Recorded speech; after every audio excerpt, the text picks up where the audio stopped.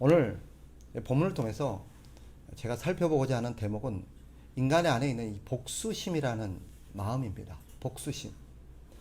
성경은 복수하는 것, 보복하는 것을 성경은 허용을 할까요? 금할까요? 금하죠, 그죠? 당연히 금합니다. 하나님께서 우리에게 보복하지 말라라고 명령을 하셨습니다.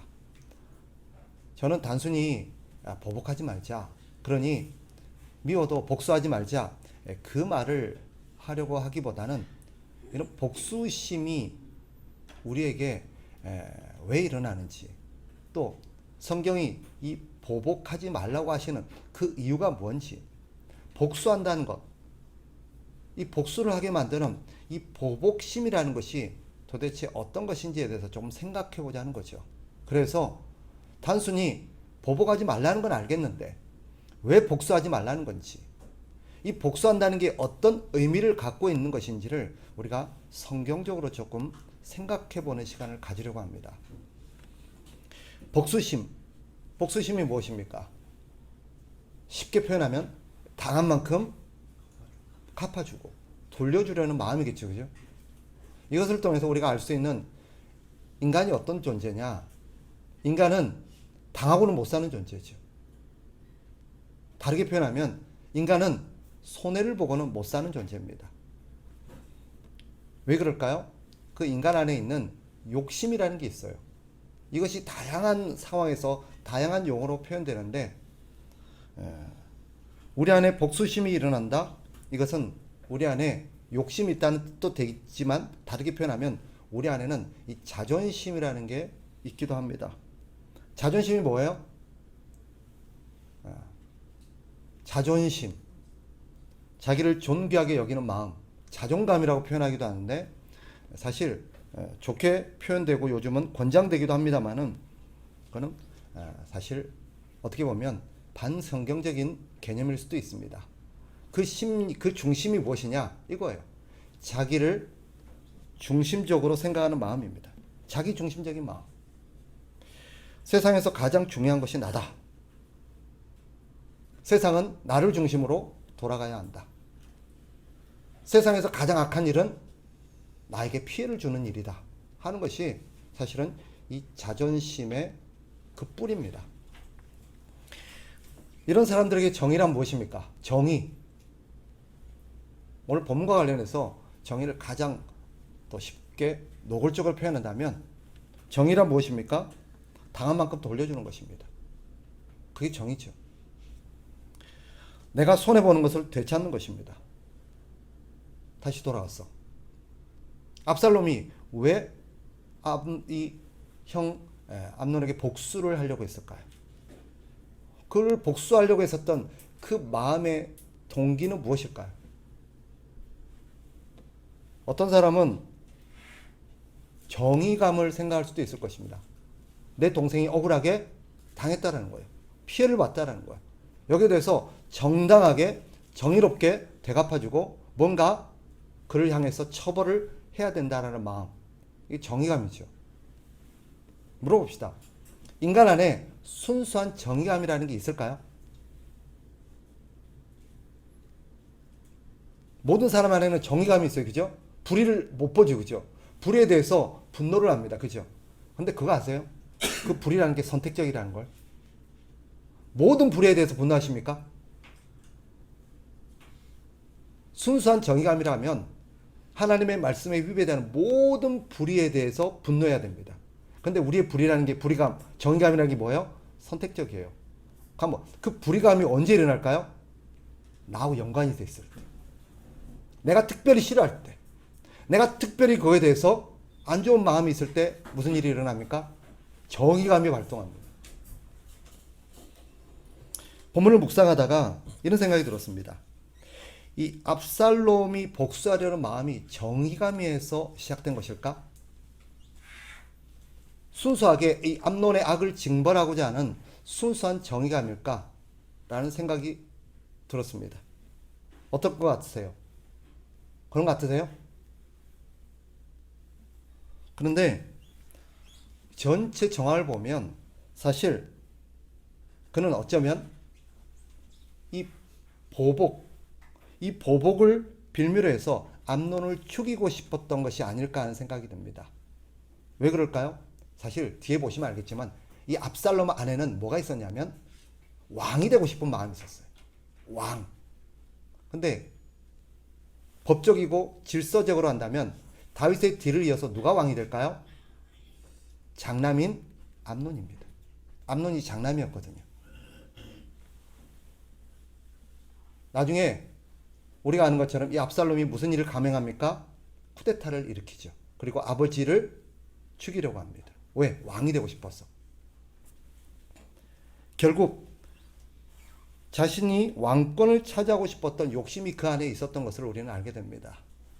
결과적으로 이 압살롬의 보복은 권력에 대한 욕망이 어우러져서 나타나는 하나의 보복 행위가 아니었을까라는 생각이 듭니다. 제가 말씀드리려는 요지는 이거예요. 인간 안에 있는 복수심 안에는 인간의 욕심이 자리하고 있습니다. 계산된 욕심. 그래서 인간 안에서 우리는 겉으로는 정의감을 말하고 정의를 외치죠. 공정을 외칩니다. 그러나 그 안에는 계산되고 욕심이 투영된 정의감이 있다는 것을 우리는 생각해야 합니다. 근데 더 근본적으로 그것까지는 사회적인 정의와 사회적인 어떤 심리에 기초해서 얘기한다고 할지라도 성경이 문제 삼는 본질적인 문제는 따로 있습니다. 이 보복심이 문제가 되는 성경이 말하는 본질적인 것, 손해에 대한 그릇된 이해 때문입니다. 왜 보복하려고 그래요? 내가 손해를 봤다는 거예요. 피해를 봤다는 것입니다. 그죠? 손해가 뭐예요? 내 것에 피해를 입히는 것입니다. 그런데 성경이 우리에게 근본적으로 하는 질문이 있습니다. 뭐냐? 물어봅시다. 내 것이 있습니까? 내 것이 있습니까? 내 인생은 나의 것이라고 말할지 모르겠습니다. 내 시간도 내 것. 만약에 누군가에 문다면 그 사람이 들고 있는 휴대폰 누구 거예요로 말한다면 뭐라고 말할까요? 내 거예요. 제 거예요라고 말할 거예요. 제 거라는 거죠. 그죠? 당신의 몸은 누구 겁니까? 제 거예요. 이게 사람들이 갖고 있는 생각이에요. 그러니까 내 거라는 생각에서 출발한 게 뭐예요? 손해라는 개념입니다. 그런데 이 손해의식이라는 것, 성경에 따르면 그릇된 마음입니다. 왜냐? 모든 것을 나의 것이라고 생각하는 마음에서 출발한 생각이에요. 그래서 손해의식의 뿌리는 뭐예요? 하나님의 것을 부정하는 마음입니다. 여러분 가운데 동의가 안 될지 모르겠는데 이게 성경이 가르치는 개념입니다. 사실 손해의식이라는 것은 성립될 수가 없습니다. 내게 아닌데 원래 내게 아닌데. 성경적 개념에 있어서 진정한 손해는 오직 한 분에게만 입힐 수 있습니다. 누구죠? 하나님입니다. 왜요? 세상의 모든 것을 소유한 진정한 소유주는 누구세요? 하나님이십니다. 이 손해라는 개념은 오직 하나님께만 성립될 수 있는 개념이에요. 그래서 손해가 뭔지 아세요? 하나님께 피해를 입히는 행위입니다. 사실 더 중대하고 심각한 범죄는 다른 사람이 나에게 저지른 문제가 아닙니다. 내가 하나님께 저지른 문제입니다. 하나님의 것을 오용하고 남용하고 부당하게 사용하려는 것. 이것은 결과적으로 하나님께 손해를 입히는 행위입니다. 그런데 아무도 거기에 대해서 문제의식을 갖지 않아요. 아무도 거기에 대해서 분노하지 않습니다. 자기가 하나님의 것을 부당하게 사용하고 하나님께 손해를 입히고 하나님의 것을 오용, 남용, 악용을 했음에도 불구하고 거기에 대해서는 누구도 문제 삼지 않습니다. 그런데 자기 것이 아님에도 자기 것이라고 생각했던 어떤 것에 누군가가 피해를 입히면 뚜껑이 열립니다. 분노하죠. 그때 우리는 입에서 뭐가 쏟아져 나옵니까? 정의라는 말이 쏟아져 나옵니다.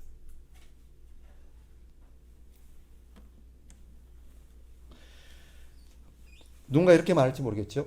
하나님은 우리에게 소유권을 주시지 않았습니까? 땅도 주시고 우리에게 가지라고 하시지 않았습니까? 엄밀히 말하면 하나님 우리에게 소유권을 주신 적은 없습니다. 뭘 주셨을까요? 사용권을 주셨습니다. 사용권을. 하나님이 주신 것을 사용하도록 허락하신 것이지 그것을 우리에게 소유하도록 주신 것은 없습니다. 이것을 가르치는 게 뭐예요? 율법이에요. 안식일과 희년의 모든 개념은 바로 여기에서 출발합니다. 네 게 아니라는 거예요. 누구 거예요? 하나님의 거예요. 하나님의 것을 우리가 사용할 수 있는 권한을 주셨어요. 다른 사람이 우리에게 입히는 손해라는 것은 뭐예요? 내가 사용할 수 있는 권리를 그가 빼앗아간 거예요. 이 기간 동안에 내가 사용해야 되는데 내가 쓰도록 하나님이 주셨는데 다른 사람이 그것을 부당하게 자기가 사용한 거예요. 이런 개념인 거예요. 그러면 이렇게 말할 수 있겠죠.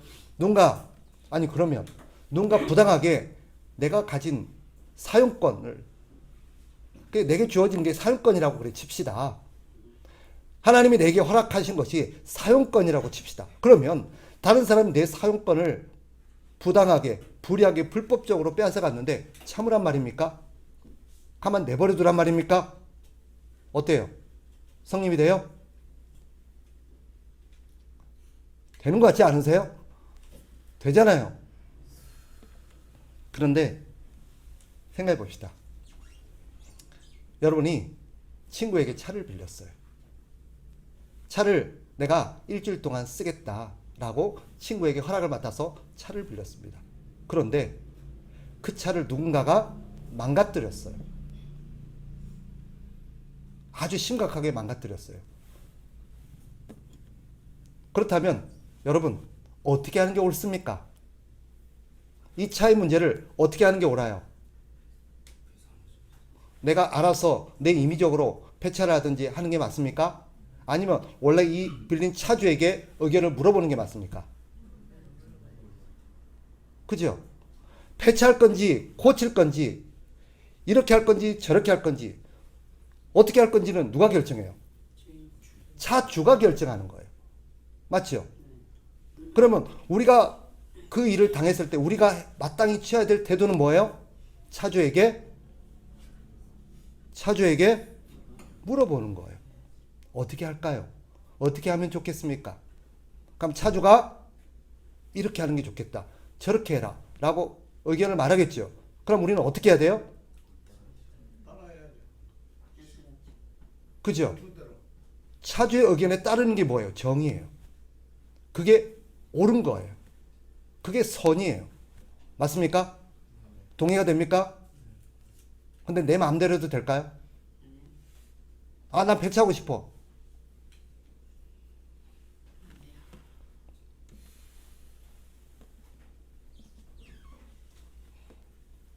마찬가지예요.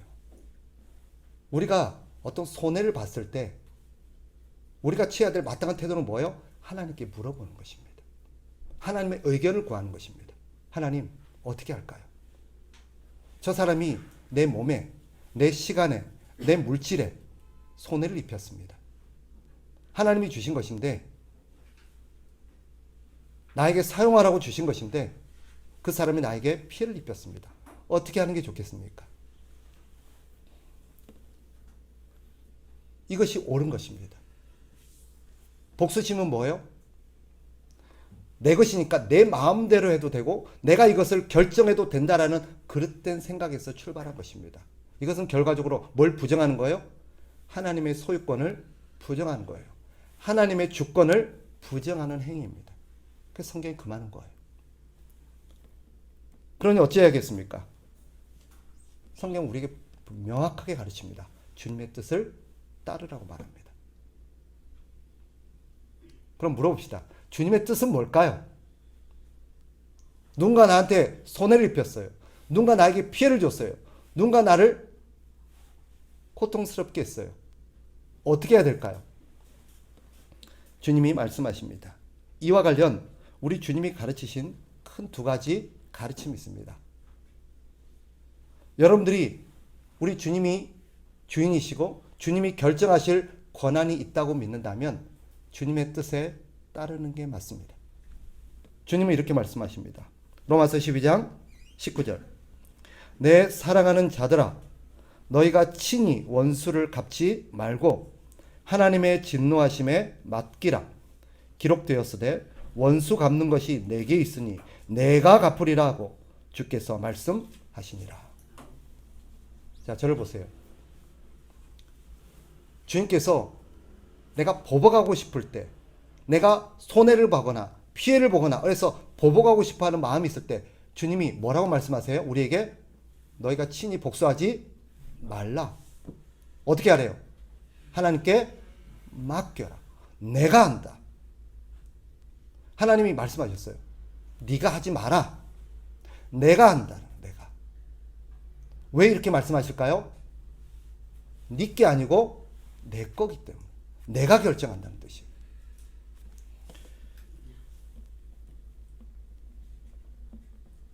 주님께 맡긴다는 게 뭡니까 그러면? 주님께 맡기는 거 뭐예요? 그러면 하나님 알아서 하세요 하고 난 아무것도 안 하는 겁니까? 그럼 주님께 맡긴다는 게 뭐예요? 그것은 이런 의미입니다. 주님의 방법대로 처리한다는 뜻입니다. 주님께 맡긴다는 것은 내가 아무것도 안 하고 가만히 있다는 뜻이 아닙니다. 주님이 하라고 하신 대로 이런 일이 있을 때는 이렇게 해라. 저런 일이 있을 때는 저렇게 해라 라고 말씀하신 주님의 뜻대로 하는 것이 뭐예요? 주님께 맡기는 것입니다. 그러면 주님이 우리에게 실무적으로 실제적으로 요구하신 게 있습니다. 무엇이냐? 첫째, 용서할 수 있는 것이면 용서하라고 말합니다. 들어보세요. 너희는 스스로 조심하라. 만일 네 형제가 죄를 범하거든 경고하고 회개하거든 용서해라. 누군가가 여러분에게 사사로이 어떤 피해를 입혔어요. 손해를 입혔어요. 그러면 주님이 어떻게 하래요? 그 사람에게 그 사람의 잘못을 고지하래요. 네가 나한테 이런 잘못을 했어. 네가 나한테 이런 피해를 입혔어. 근데 그 사람이 만일 미안해, 잘못했어, 용서를 구해요. 그럼 어떻게 하래요? 용서를 해주래요. 그럼 몇 번이나 용서해 줘야 될까요? 용서했는데 또 해요. 77번입니까? 금방 읽은 것이 누가복음 17장 3절이었어요. 그런데 누가복음 17장 4절에 이렇게 말합니다. 만일 하루에 7번이라도 내게 죄를 짓고 7번 내게 돌아와 내가 회개하노라 하거든 너는 용서하라 하시더라. 몇 번 하래요? 하루에 7번이라도 하래요. 어디 77번 있어요? 물론 여기는 이렇게 되어 있는데 복음서 다른 곳에 보면 베드로가 묻습니다. 그죠? 주님 몇 번이나 용서해 줘야 됩니까? 그러니까 예수님이 그때는 뭐라고 말씀하셨어요? 70번씩 7번이라도 용서해라. 70번씩 7번이라도 라는 개념이 뭔지 아세요? 70번을 7번이니까 뭐예요?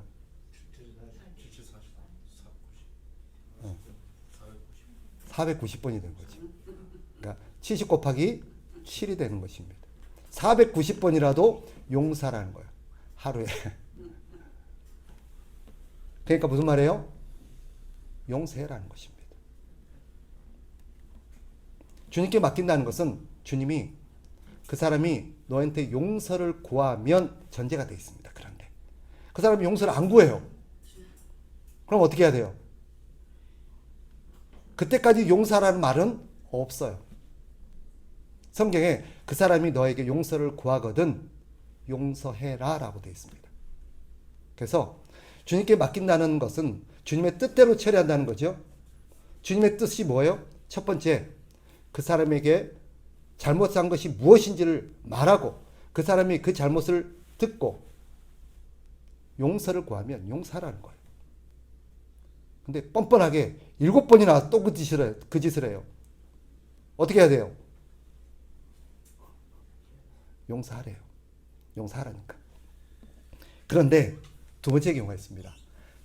그 사람이 용서를 구하지도 않고 이거는 그냥 넘어가서는 안 될 것 같아요. 단순히 나에게 사사로이 피해를 입힌 게 아니라 이거는 명백하게 범죄요. 이걸 내버려뒀다가는 더 큰 문제가 발생할 것 같다 하는 문제가 있을 수 있을까요? 없을까요? 있지요. 나에게만 나쁜 짓을 한 게 아니라 저 사람 잘못을 반성하지도 못하고 가만 내버려뒀다가는 계속해서 또 다른 누군가에게 피해를 주고 죄를 저지를 수 있을 것 같다 할 경우는 어떻게 해야 될까요?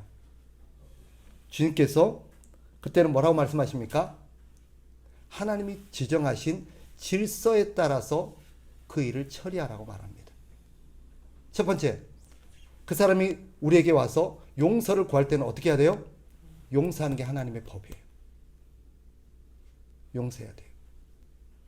그런데 반성하지도 않고 계속해서 자기의 잘못을 뉘우치지도 않으면서 거듭 죄를 짓고 다른 사람에게도 피해를 줄 수 있겠다 싶을 때 성경은 가만 내버려 두라고 말하지 않으셨습니다. 그때는 뭐요? 합법한 하나님이 지정하신 질서와 법에 따라서 그 사람을 처리하라고 말합니다. 그 방법이 뭐예요? 공권력에 맡기는 것입니다. 고발을 해야죠. 신고를 해야죠. 적법한 절차에 따라서 그 사람을 처리하는 것이 하나님의 법입니다. 우리는 두 가지의 실수를 합니다. 용서해야 될 것을 용서하지 않습니다.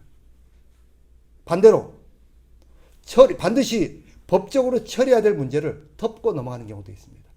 둘 다 하나님의 뜻에 합당하지 않는 것입니다. 물어봅시다. 법에 맡겼어요. 법이 처리해 주기를 바랬습니다. 그런데 공권력이, 사법 체계가 거기에 대해서 제대로 된 처리를 하지 못합니다. 그럼 어떻게 해야 될까요? 그때는 이제 내가 나서야 될까요? 법이 제대로 처리를 못하면 그때는 이제 내가 나서서 내가 이제 그 문제를 바로잡아야 될까요? 아닙니다. 그 역시 하나님께 맡기고 적법한 처리가 이루어지도록 기도하며 우리는 노력해야 합니다. 국가적인 악은 그때부터는 한 개인의 악이 아니라 국가적인 악이 될 수 있습니다. 국가적인 악은 나 혼자만의 문제가 아닙니다. 또 다른 누군가가 나처럼 피해를 보게 될 일이 명백합니다. 그때는 어떻게 해야 될까요? 그때는 이것이 제도적으로 바로잡아지도록 수고를 아끼지 말아야 합니다.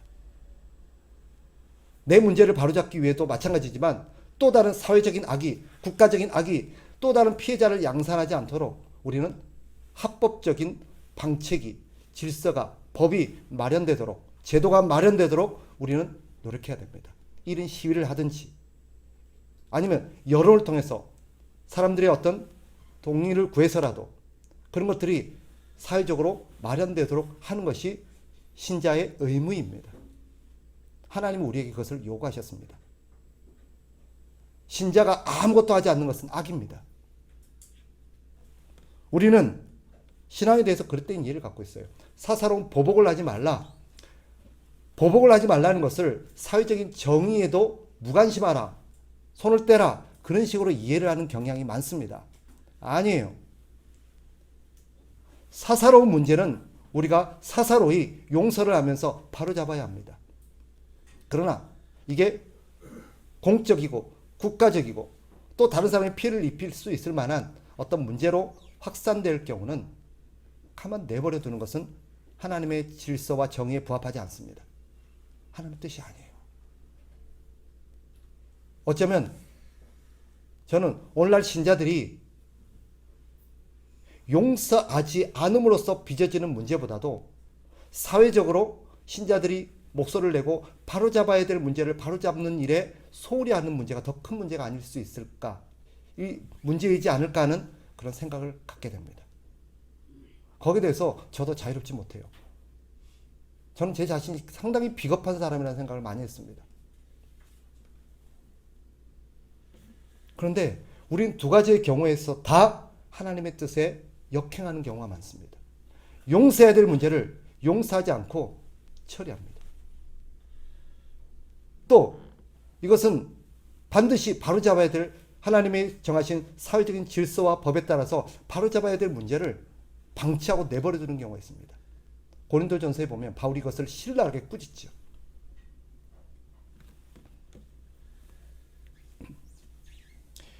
주님은 우리에게 자기를 부인해라 라고 말씀하셨습니다.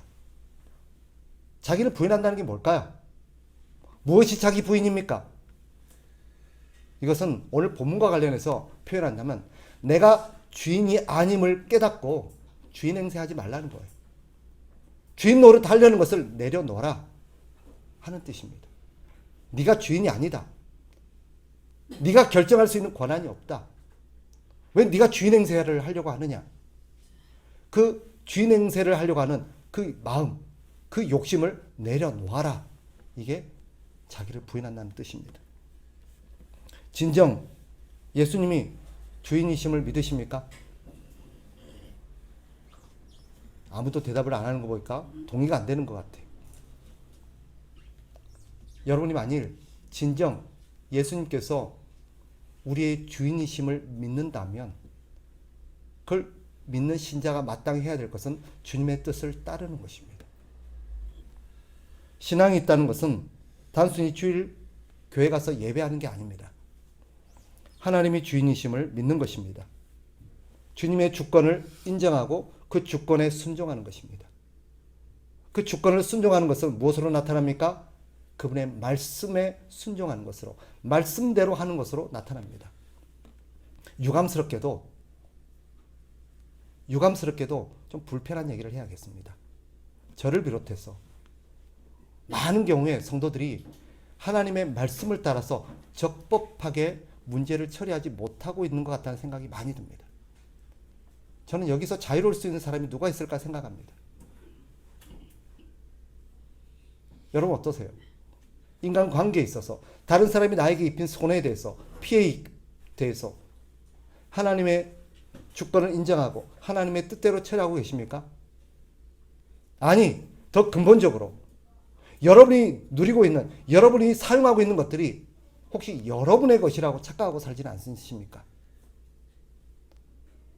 우리 게 아닙니다. 우리의 몸이라고 우리 게 아니에요. 우리가 사용하고 있다고 해서 우리 게 아닙니다. 하나님 우리에게 사용하도록 허락을 해 주셨을 뿐입니다. 그런데 많은 사람들이 자기 것인 양 그렇게 행세를 해요. 자기 것인 양 함부로 사용합니다. 여러분, 우리의 시간은 주님의 것입니다. 아멘이세요? 그럼 주님의 뜻대로 써야지요. 왜 주님이 하러 간 일을 하지 않으시며 하지 말라고 하는 일을 하십니까? 주님이 이거 하라고 하셨는데 왜 저걸 하고 계세요? 오늘 우리가 왜 여기 앉아 있다고 생각하세요? 우리 시간을 그렇게 쓰라고 주님이 우리에게 주셨음을 믿기 때문입니다. 그죠? 너희는 이 하루를 구별해서 하나님의 날로 기념하고 지켜라. 그것이 옳다라는 걸 알기 때문에, 우리 시간을 그렇게 써야 된다는 걸 알기 때문에 여기 앉아 있는 거잖아요. 그렇다면 우리의 나머지 모든 것들도 그렇게 쓰는 것이 마땅합니다. 주일날 예배드리고 있다고 우리가 신앙이 있다고 착각하시면 안 돼요. 신앙이 있다는 것, 주님이 우리의 주인이심을 인정하는 것입니다. 주님이 주인이심을 인정하지 않는 것은 신앙이 아닙니다. 그 무엇을 하더라도 그것은 신앙이 아닙니다. 자기가 좋아서 하는 종교활동이지. 말씀을 정리하겠습니다. 예수님은 십자가에 달리셔서 자기를 조롱하고 자기를 죽이는 자들을 향하여서 맞대히 사사로이 보복하지 않으셨습니다. 아버지께 맡기셨습니다. 주님이 말씀하셨습니다. 내 영혼을 주께 맡기나이다. 바울도 자신을 돌로 치며 죽이려는 자들 사사로이 보복하지 않았습니다. 억울하게 매질하고 자신을 감옥에 가둔 그 간수와 집행관들에게도 사사로이 보복하지 않았습니다. 왜? 하나님의 뜻이 그것이 아니었기 때문입니다. 신자는 누구입니까? 나에게 손을 입히고 나를 향해서 피해를 입히는, 또 미워지는 누군가를 향해서 사사로이 자신의 방식대로 처리하지 않는 사람입니다. 왜? 내 것이 아니기 때문에. 우리는 두 가지를 가슴에 새겨야 됩니다. 따라합시다. 내 것은 내 것이 아니다. 주님의 것이다. 따라서 우리는 그것을 믿는다면 우리는 두 번째 따라합시다. 주님의 뜻대로 처리해야 된다. 이게 마땅한 신앙 고백이라고 생각합니다. 그런 저와 여러분 되시기를 주의 이름으로 축복합니다.